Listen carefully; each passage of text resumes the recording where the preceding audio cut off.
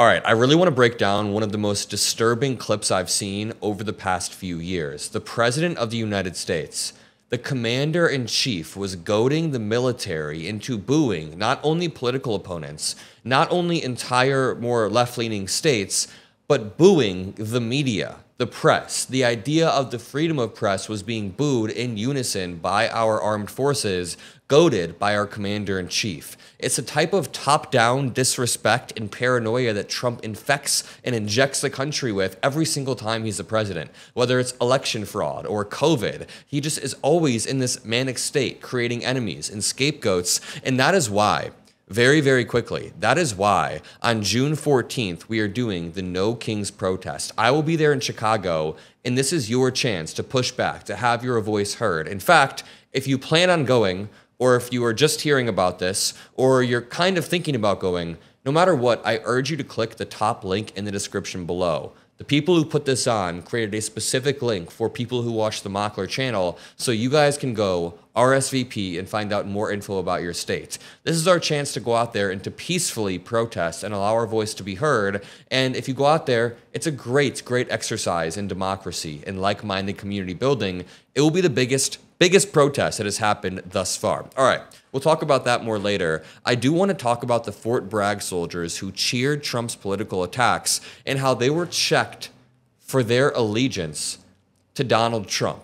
You know, what makes this moment so divisive and alarming is not just Donald Trump's rhetoric anymore. It's the deliberate orchestration behind this event. Internal communications from the 82nd Airborne Division show that soldiers were screened for both political allegiance and appearance. For those who were not supportive of the admin were told they need to be replaced in the audience. This was a tightly controlled spectacle designed to broadcast a message of military loyalty to Trump in contempt for his opponents. So I want to draw a few distinctions. Yes, while it may be true that people who serve in the military are disproportionately right-wing, there are definitely more liberal and left-leaning military servicemen. And I'm sure many people in the comment section can back that up. Please, tell me your story in the comment section. While that can be true, this is not representative of the average soldier. The average soldier will not be booing for the freedom of press. Again, this was a tightly controlled spectacle, and we know that because internal communications from the 82nd Division show that soldiers were screened. Let's read this article, then we'll watch the clips. First, make sure you drop a like, drop some blue hearts to help boost this video. We're trying to really drive the protests home. The peaceful protests, we are going to be a driving force there. We're going to be live streaming in about 3 days on June 14th. So please make sure you have post notifications on, ready for the live stream. It's going to be 3 or 4 hours talking to people, talking to veterans, talking to the most vulnerable communities on the ground, using the platform to share their stories. But I'm done yapping about that. It was supposed to be a routine appearance, a visit from the Commander-in-Chief to rally the troops, boost morale, and celebrate the Army's 250th birthday. Instead, what unfolded bore little resemblance to the customary visit from a president and defense secretary. It was more of an authoritarian, fasci show, display of force, display of loyalty. As Trump viciously attacked his perceived political foes, he whipped up boos from the gathered troops directed at California leaders, including Gavin Newsom, amid the president's controversial move to deploy the National Guard against protesters there, as well as former President Joe Biden and the press. I want to point out a few things. First of all, every single soldier, and we'll play this in 1 second, we'll play the clip. Every single person who booed for political opponents deserves to be dishonorably discharged. Get them out of the military immediately. There needs to be consequences for going against your oath to protect not only the Constitution, but the First Amendment. When you say that you will protect people's right to assemble and right to protest and the freedom of expression, and then you go out there and you follow Trump's lead by booing California Governor Gavin Newsom or booing the media, yeah, get this person out of there. We want impartial people who serve the country and the Constitution, not the president. And you know what's annoying? I've spent the past 4 years having to defend Biden for this clip. I want to play you this clip. It's less than a minute. And if you've watched any debate, you may have heard this cited, but Biden says that MAGA Republicans and Trump are extreme, which is objectively true. And then afterwards, he clarifies. He says, not all Republicans, not even most, but MAGA Republicans are. Now, MAGA Republicans themselves began to claim this was the most divisive thing a president has ever said. That's what they think. Too much of what's happening in our country today is not normal. Donald Trump and the MAGA Republicans represent an extremism that threatens the very foundations of our republic. Now, I want to be very clear up front.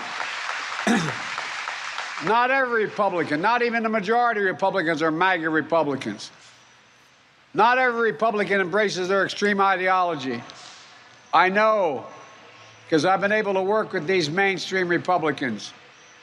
But there's no question that the Republican Party today is dominated, driven, and intimidated by Donald Trump and the MAGA Republicans. Nothing he said there should be controversial at all. The Republican Party is driven by MAGA Republicans. MAGA Republicans are more divisive and extreme than the normal Republicans. That's why they exist. And you know, then he clarifies, not all or even most Republicans. He was being actually unifying rather than divisive, yet Trump does this. The fake news, ladies and gentlemen, look at them all. Oh, what I have to put up with. Fake news. What I have to put up with. They just booed the media. They booed what we do, covering the truth. Fake news. What I have to put up with. You think this crowd would have showed up for Biden? I don't think so. I don't think so. Maybe I'm wrong. In Los Angeles, the governor of California, the mayor of Los Angeles.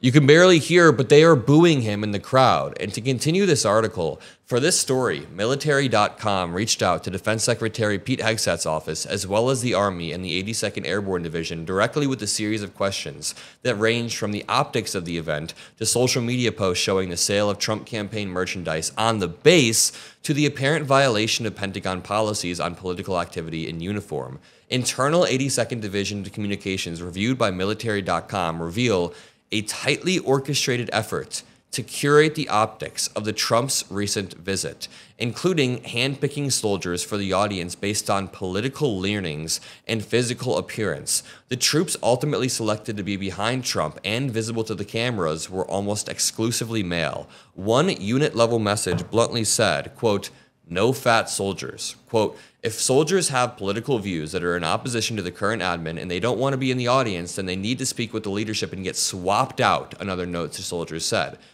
Service officials declined to comment when asked about the extent to which troops were screened, whether soldiers displaying partisan cheers on television, a violation of long-standing Pentagon rules, would be disciplined, or if soldiers who subjected to participating in the event, citing disagreements with the admin, would be disciplined or admonished in any way. Quote, "This has been a very bad week for the Army and for anyone who cares about us being a neutral institution.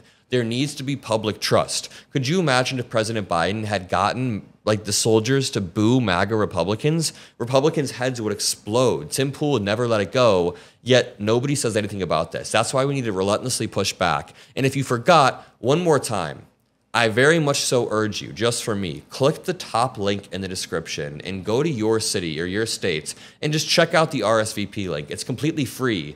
And you can go to the No Kings protest, peacefully protest, allow your voice to be heard, and make history. If you can't make it, that's fine. You can join my live stream. But either way, go check out the link so you understand what's happening, when it's happening, and how you can help. I love you all. I'll see you in the next video. Click on the first link in the description, and peace out.